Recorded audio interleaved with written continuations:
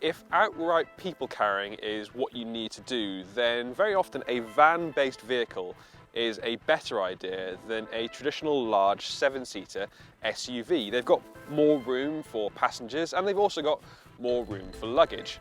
One such vehicle is the Toyota Proace Verso. Now it's a car designed to be, well, like the name suggests, as versatile as possible while also being comfortable and refined on the move, so those long journeys just while away. But what else does this van have to offer, and should you be considering it over a regular 7-seater SUV? Well, in today's video, we're going to be finding out. Of course, being a van-based vehicle means that the Toyota Proace Verso, well, looks like a van, but this particular version has been spruced up in a variety of different areas to help it look a little bit more upmarket, shall we say. You've got some chrome and silver accents at the front, and I also like the tinted windows, which give it more of an executive feel. It is quite slab-sided as a result of being based on a van, but I do quite like the look of it overall. The fundamentals of the forward part of the Toyota's cabin are good. For instance, we've got loads of storage. We've got a good area up top here, a second one here, a second one lower down, and some neat little cubbies for all those looser items that tend to accumulate up here. Some things that I find a little bit strange are the gear selector in the centre, which is this kind of circular design, just doesn't feel that intuitive, and also the location of the parking brake, which is down to one side, and I just feel like I'm going to forget about it the whole time. The central screen is quite small by modern standards, but it does have all your usual connectivity features, so you can't really fault it too much in terms of its capability. I think we've just got a bit used to having massive screens in the car. Elsewhere, we've got all of those usual fixture and fittings, and we've got some of the van-based features such as the sliding door buttons and the central locking as well. Charging-wise, we've got a USB socket and a 12-volt socket.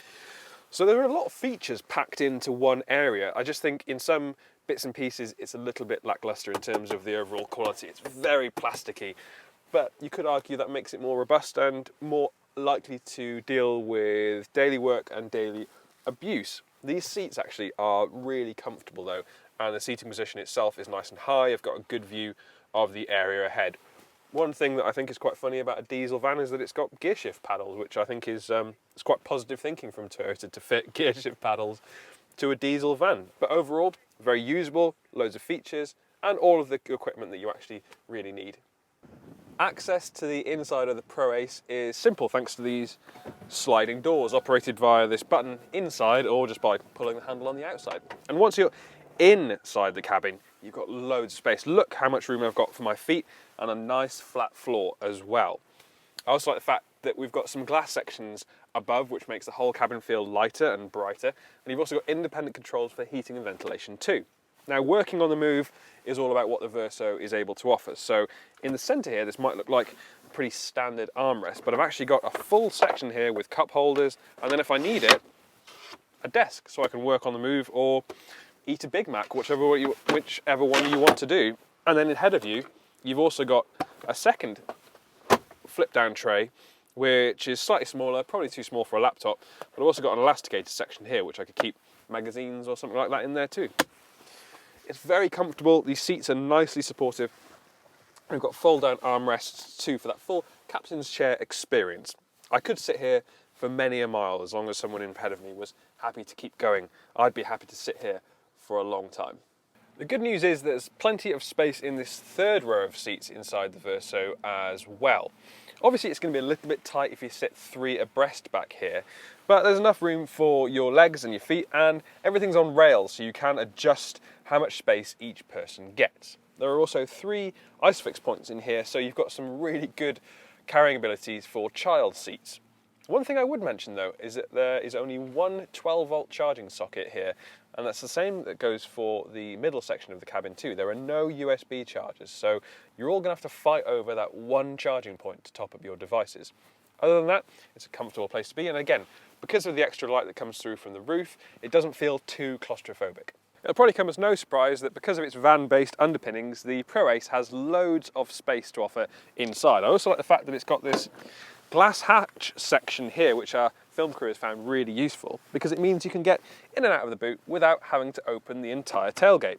And there's a reason why that can prove a little bit of a pain. It's because it's absolutely massive. So if you are parked up against a wall, or you're parked in a low height multi-storey car park, you're going to have to think about where you park to be able to open that. But once you're inside, you've got a nice square area, and of course, because of the seating flexibility that you've got there, you can take those chairs in and out, although they are quite heavy and difficult to remove. But you could take them all out, and then you've just got a really practical full-size van. I also like that you've got some lashing points at the front here, and that this is a plastic moulding section, so it prevents it from getting scratched or looking too beaten up.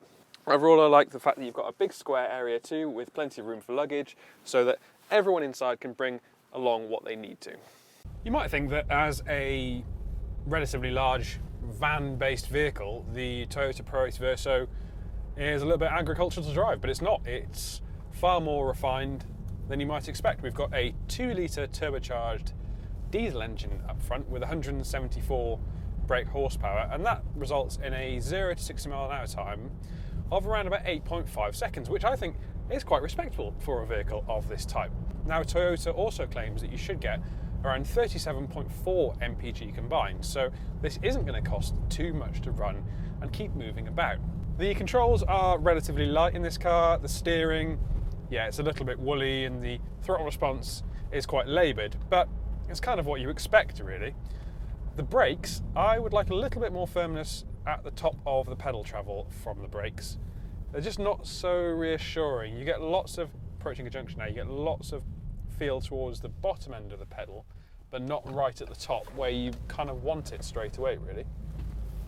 The steering is quick, but that makes the whole van feel agile, and agile where you want it, which is at low speeds where you're going to be taking this car around town or in urban areas, and it doesn't feel too much to drive around, basically. I've got a nice upright view of the road ahead. I've got relatively slim pillars, though strangely enough the wing mirrors are quite small. That's quite strange for a van like this. You usually expect to get nice big wing mirrors, and those seem kind of pokey, really. But the response that you get from the engine is good, and I'm travelling now at 60 miles an hour and I don't have to shout, and there's some good sound deadening, so it's not all reverberating through the cabin as you sometimes find in a van. It's not going to be too taxing to drive, all in all. It's going to be relatively comfortable, and I feel like you could sit on the motorway for a long time, particularly if you've got loads of people in the back who also want to be comfortable, and it's all going to be just rosy. I'd say that the ride definitely errs on the bouncy side of things, if you can be polite. It seems to spring up and down quite a lot, and some of those big potholes do send a reverberation through into the cabin of the van, but it's sitting on quite a standard platform, so you can't ask it for too much.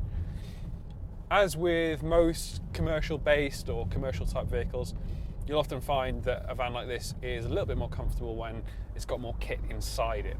It's like a pickup truck. Pickup trucks are never the most comfortable when they haven't got anything in the bed, and the same goes for this.